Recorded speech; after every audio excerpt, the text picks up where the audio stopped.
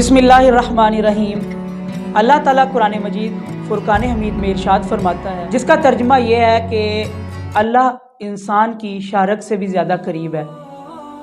तो इस आयत करीमा की अगर तशरीह की जाए, जिससे साफ साबित हो रहा है हम मुसलमानों को इस पर अमल करना चाहिए।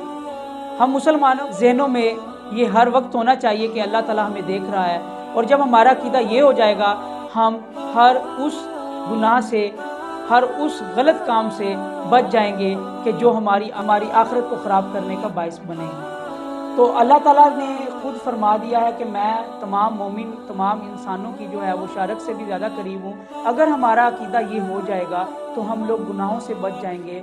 हम फ़लाँ बंदे के खौफ से तो घबरा रहे होते हैं कि फ़लाँ हमें देख ना ले, फ़लाँ जो है हमें जो है अगर उसने देख लिया तो हमारा क्या बनेगा। ओ भूले हुए भटके हुए इंसान, अल्लाह जब हमें हर वक्त देख रहा है, हमारी शारक से ज़्यादा करीब है, तो हम अल्लाह से तो खौफ नहीं खा रहे, तो हम इंसानों से खौफ खा रहे हैं, जिसने हमें पैदा किया, जिसने हमारे अंदर जो है रूह फूंकी और किया कि हमें ज़ुबान दी, आंखें दी, हमें चलने के लिए पाँव दिए हमें, तो ये सब अल्लाह ही का है।